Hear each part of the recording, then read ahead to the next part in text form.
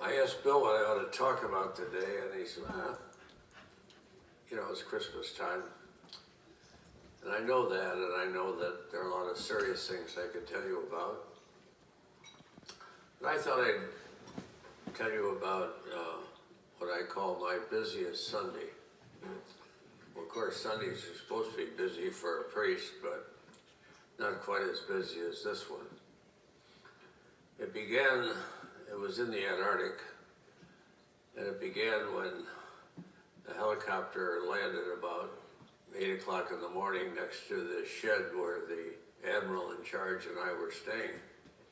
He was an old buddy of mine, a shipmate from the Princeton aircraft carrier.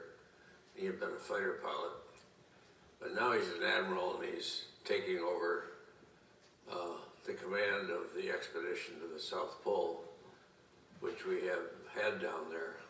I was there because I was a member of the National Academy of Sciences, the National Science Foundation, and we had the National Science Foundation was bankrolling the Antarctic expedition, so I was welcome down there since I had the money bags.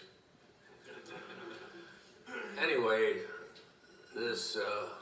I was staying with the Admiral in this Quonset hut, and it was a Saturday noontime, I remember, and we were just sitting down to lunch when the phone rang, and he picked it up and said, "It's for you," and I said, picked it up and said, yeah, of course, sure. I said, "Well, you got to pick me up." Okay. So he said, "What's that all about?" He was a very curious guy. And I said, "Well, there's a call from one of the pilots out on the icebreaker." In those days we had one icebreaker in the country, and that was it. It was about 60 miles out to sea, going through ice that was about 16 feet thick, and trying to break through to bring in the ships with our oil supply for the winter, coming in behind the icebreaker. And he called me up and he said, "Padre, any possibility you could come out and have Mass for us? Tomorrow's Sunday, and we haven't had Mass for weeks. We left Quonset, Rhode Island. We've been at sea the last couple of months."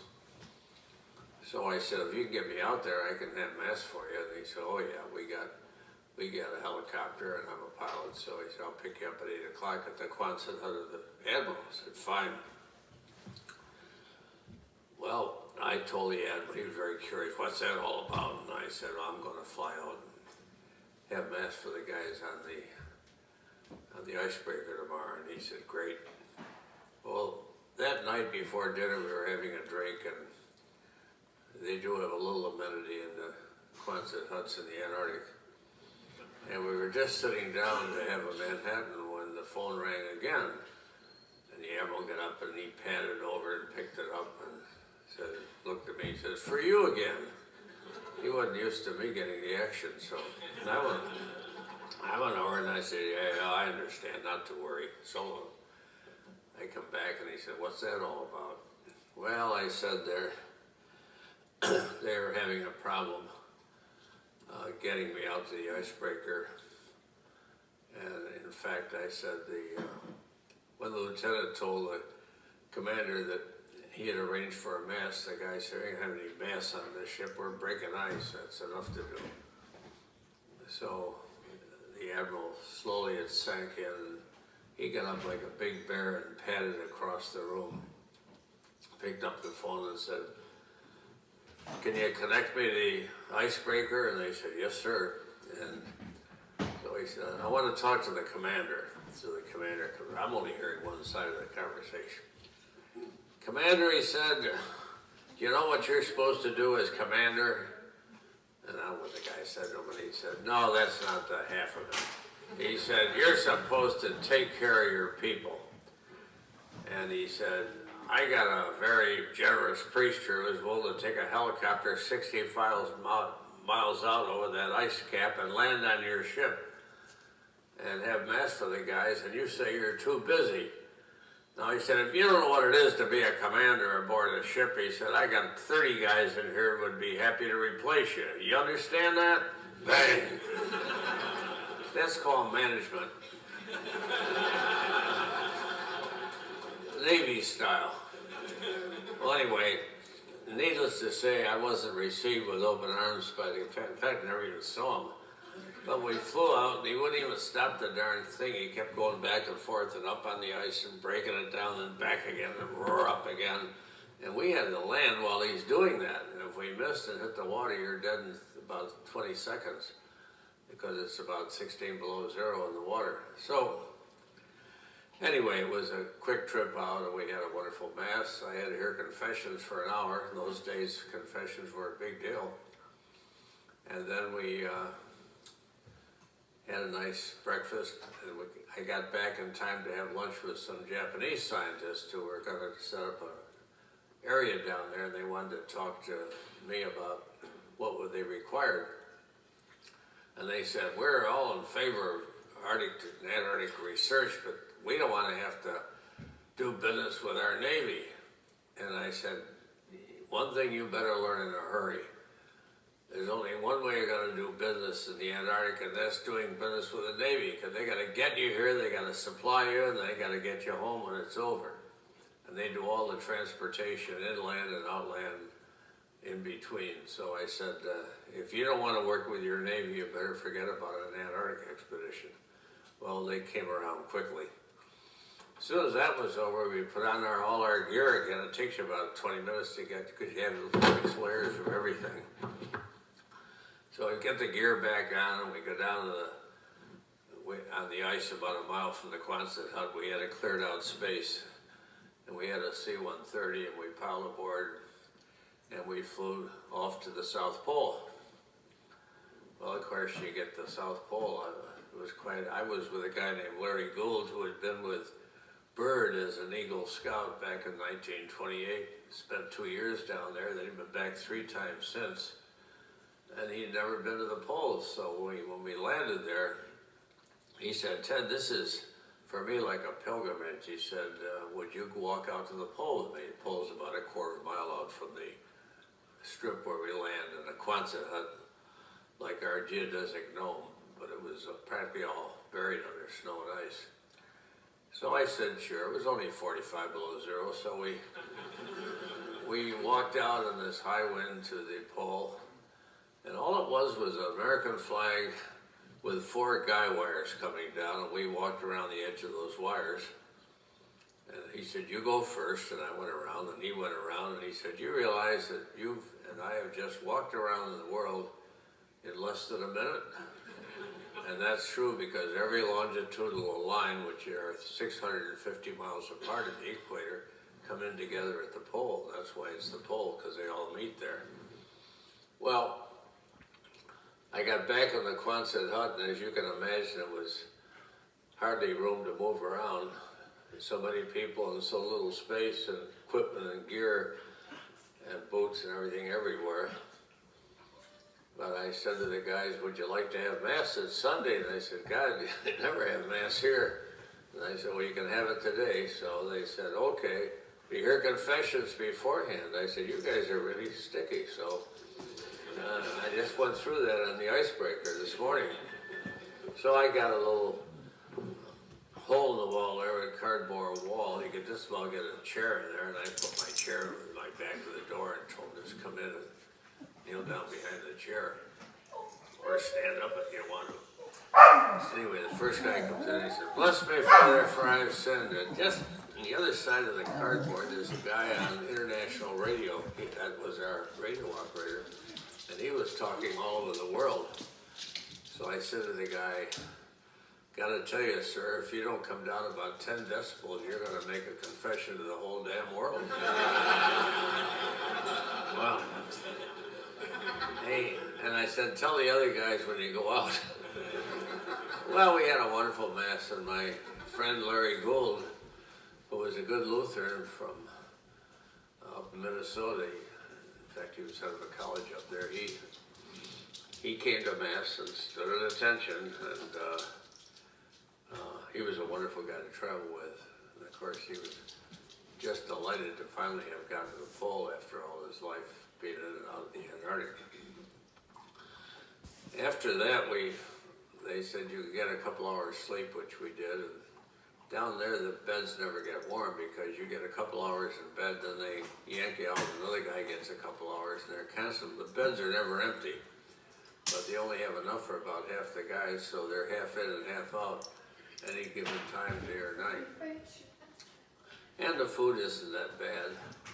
We had to change of command because a new admiral was taking over. My friend was taking over from the old admiral, Tyree, and so we marched out to the pole again with the guidons and the little flags. We only had about 5 sailors with us, and quickly they said, my admiral pulls out his paper from the Office of Naval Operations, relieving him of his duty at the pole, and he read it quickly. Then the other admiral pulls out his paper and said, "You are hereby appointed admiral in charge of the Antarctic expedition." He put his back, and they both looked at me, and I said, "In the name of the Father, Son, and Holy Spirit, amen." And I said the shortest prayer on record, and even pulled my parka back, then pulled it back on, and we marched back to the hut. Well, anyway, after that was over, the word came down that we just heard from one of our outposts, 6 hours flying time out from the pole in the middle of nowhere. And they were running out of oil. They might have burst a couple of barrels or something. And you run out of oil in an outpost in the Antarctic and you're dead, because that's where you get your heat and light and everything else, cooking material. So they said, "Could you guys bring them some oil?" And we said, "Sure, we got the C-130 here and plenty of fuel." So they put 18 barrels of 50-gallon barrels of oil aboard. We took off, flew 6 hours, dead reckoning. And then everybody got to the windows in the cabin looking out, and I was up in the cockpit behind the pilot, trying to see this thing. Now, if you can imagine, it's like a white tablecloth as far as you can see in every direction. And you're supposed to find a Quonset hut. We were flying fairly low, you know, a couple thousand feet. You got to get up that high at least to get a long view. We weren't doing very well. We knew we were by radio contact somewhere in the area. We kept going around and around. We had a submariner who apparently had very good eyes, because he finally spotted the flag. We never would have gotten it without the flag, but the flag was flying. He spotted it. So we arced down and landed where no one ever landed before, hoping there wasn't a crevasse, because that ice is constantly moving. And if it breaks apart, as often does under pressure, it's called a crevasse because there's a little crust over the top, but it might be 1,000 feet between both edges. You get something like a 150-ton airplane out there in the middle, and it's going to go right down through, and you won't stop falling for about 5,000 feet. Then you're stuck in 2 layers of ice, and that's the end of your life. Well, fortunately, we didn't hit a crevasse. But anyway, I was the first guy out of the plane, that I was up in the cockpit with a pilot. And I walk out towards this little hut about 20 yards away, and a figure comes out of the hut, fur all over him. Looked like a polar bear, except it was black fur, and he comes out, comes up and he said, "Joe Early from Notre Dame." And I said, "Father Ted from Notre Dame." He looked at me and said, "God, you do get around." He said, "Nobody's ever out here." And I said, "Well, you got any news from home?" And he said, "Yeah, I talked to my wife last night on the phone, and we had our first child. It's a boy, and he's fine." I said, "I got an idea. I've only said Mass twice today on the icebreaker at the pole. It never gets dark down there, so you don't know what time it is. But I knew it was the same Sunday, so I said, we can have Mass down in your little hut here." He said, "Yeah, we can make room for that." I said, "Well, the other guys," "Well, there are only 5 other guys. They never see anything down there. They'd be happy to have you." So I went aboard the plane. We left one guy to keep the engines going, because if you shut them down, they never start again. And they piled in there. We had a quick Mass and an even quicker sermon. And then we got back on that plane and had to fly 8 hours, still daylight, back to McMurdo Sound, where we'd taken off in the morning. Just before you get into McMurdo, they got some high build-up glaciers, and they come up to about 3,000 feet.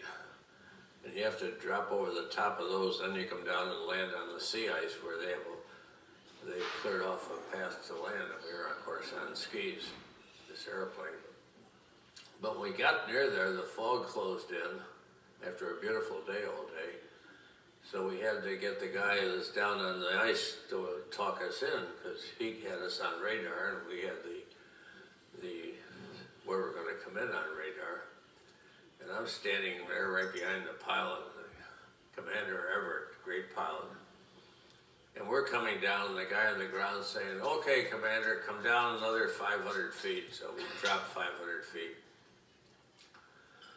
And meanwhile, the commander has a radar screen right in front of him, looking out ahead at those glaciers.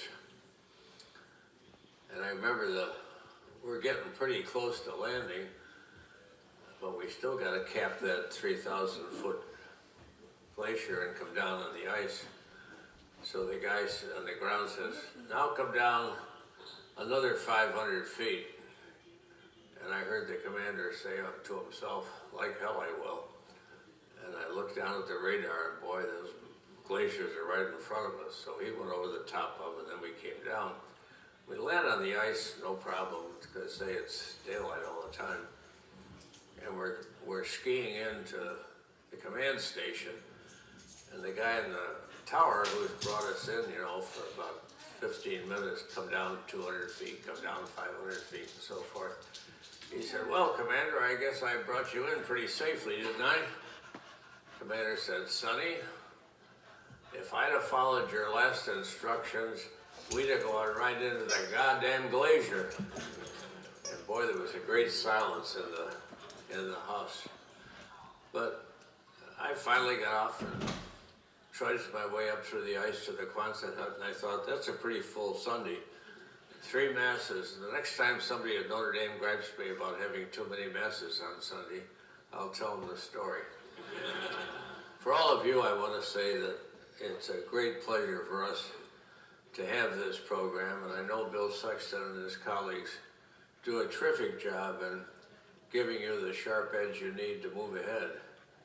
And I like to think that Notre Dame people always move ahead. It's a competitive spirit that is not alien to American spirit in business, but at the same time, you have to have an edge. And I hope that part of that edge, and I'm sure it is, knowing that Bill Sexton and his colleagues are that kind of people, it's an edge of getting ahead without stepping on other people. It's getting ahead in a kind of constructive way where you can really take care of the people you're controlling or administering, that you can really have their welfare in mind as well as your success. And I think that if you get that one thing from the Notre Dame experience, that none of us are alone, we really care for others, that we can perform well even when things are difficult. Well, you don't have to come down through the darkness and land on the Antarctic Sea or do other weird things like that. But you're going to have to do a lot of things that require intelligence, especially require dependability, require character, and especially require looking out for the other guy or gal who's under your charge and who's going to make it or not depending on your leadership. There's absolutely no substitute for leadership. You have it or you don't. If you don't have it, you stand still. If you have it, you move forward. And you pull along with you the people that help you move forward. I think that's the greatest thing that we want to teach here at Notre Dame, is to have business people who aren't just thinking, I'm going to make a lot of money. You may do that too, and there's nothing wrong with that as long as you give something to Notre Dame. But beyond that, you don't just make money, but you help a business prosper. If a business prospers, everybody in the business makes money. And the people you take care of get good service for what they pay. And everything comes out rosy for everyone involved. If you can't do that, if you're a poor manager, everything is negative. You don't make money, the business doesn't prosper, people aren't served, and you're not very happy. Well, I can tell just looking around that this is a happy group, and I wish you all the best for this new year, especially those of you who are graduating. And I sincerely hope that you take from Notre Dame that which we can give better than anything else, and that's being of service to your fellow men and women. Being not just business leaders, but business leaders with integrity.